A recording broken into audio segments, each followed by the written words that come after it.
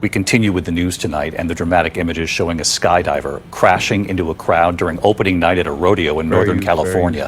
The American flag he was flying appearing to get caught in a tree, sending him into a tent, and you can hear the crowd in horror. But he survives this, and here's Alex Stone. Tonight, this heart-stopping moment caught on video. That skydiver soaring high above the Folsom Pro Rodeo outside of Sacramento yesterday, descending toward the stadium with a red, white, and blue parachute and a weighted American flag below, as Lee Greenwood's God Bless the USA played. But then the giant American flag seems to clip a tree and the skydiver is catapulted toward the ground, landing on a tent to the horror of the crowd. Onlookers rushing to the skydiver's aid. Tonight, the rodeo saying the skydiver is okay. And David, despite... All right. I want to start by giving all praise, glory, and honor to Yahweh Ba'ashem, Yahweh Shai Ba'ashem, Rakafadash, the bonus to the elder apostles and the elder bishops of the great millstone that rule well, peace, blessing, and salutation unto the elect of the nation of Israel, which consists of so-called Negroes, Latinos, and Native Americans and all Israelites scattered abroad, who have received his truth and enduring the truth unto the end, and saints shall be saved by our Lord Yahweh Shai. All right, so we all seen the video in the beginning of the lesson, which the Apostle Paul did. Had this clip in the video, but another brother had it in the video. So I want to put my 2 cents on it. America will fall. All right, when you go to these different comment boards to this same video, people are talking about how this is a shadow of things to come. This is the current state of America, and certain people can see it. All right, it's obvious. All right, but most people don't see it. Most people don't see it because most people don't want to see it. Don't want to see it. So like you know, 4th of July ended, and people getting their money's worth. All right. Yeah, some people don't see it because they don't want to see it. A lot of people are ignorant because they want to be ignorant. All right, a lot of people got a lot of investments in America, and they drunk in the wine of America. So that's the last thing that they want to see.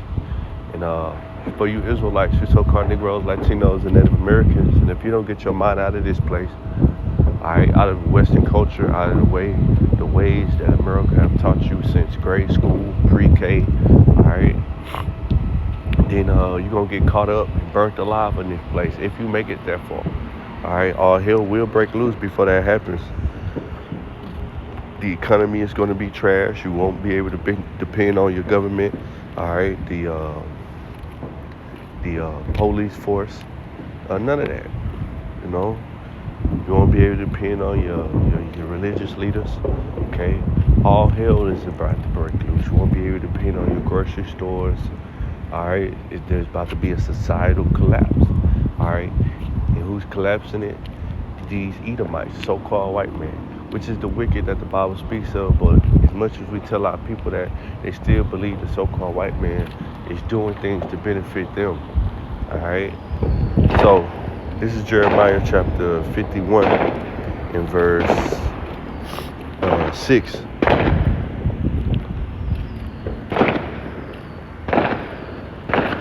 Flee out of the midst of Babylon and deliver every man his soul. Be not cut off in her iniquity, for this is the time of Yahweh's vengeance. He will render unto her a recompense. So this Babylon is talking about America. All right. On the wrong foot. This Babylon is talking about America. All right. Not the Neo-Babylonian Empire. This is talking about America. When you go through Jeremiah 50 and 51, it describes America, all right, the power it has and how it will fall by thermonuclear destruction, okay? So, the flee out of the midst of Babylon is not literal, but it's figuratively because it's mental, all right? It's no longer believing in the lies and the facade that the so-called white man painted as you being a Negro, Latino, and Native American, and how you need to pull yourself up by your bootstrap. You know, we're Israelites and we have a kingdom coming.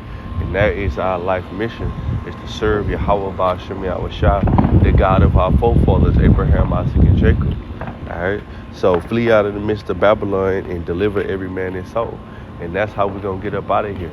all right, either dead or alive. Because even though we may get unalive for the word's sake, all right, our reward and our work still follow us, all right, and that's the work that you put in through faith and serving Yahweh Shem Yahushua and being obedient according to the guidance that we've received from our leaders, all right, which is the prophets, starting with the apostles, the great millstone.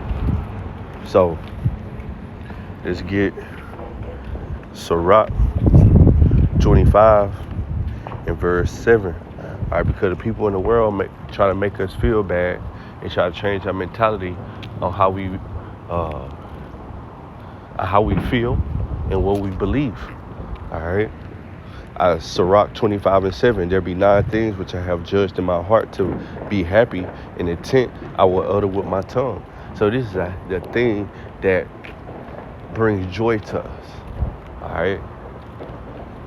A man that had joy of his children, and he that liveth to see the fall of his enemy.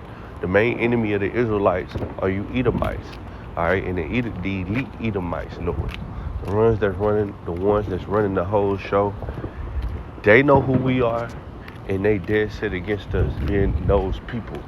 All right, that's why this whole society is geared towards keeping the Israelites away from knowing that they're Israelites, keeping us away from our nationality.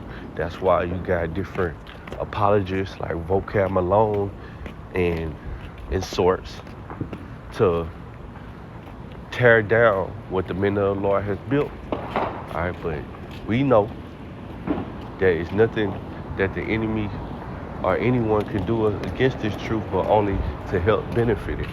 All right, because the scriptures let us know that everything that we're gonna encounter in this truth. All right, and scoffers and mockers, all right, spies, agents, all right, are one of those things. Okay, so let's go to the next precept. Psalms chapter 58 and verse 10. The righteous shall rejoice when he seeth the vengeance. The vengeance of who? The vengeance of Babylon the Great, America. Who controls America? You Edomites, all right? Which are you, the elite of the so-called white men, all right? They control America, and when Babylon falls, their power will be stripped away from them, all right? And who's coming up next? When the enemy falls, when the rulers, okay? Because the enemy is ruling right now, and everybody's marching to the step of his drum. When they're no longer the authority of the planet Earth and the government, who's going to be the government to follow? Us, the Israelites, all right?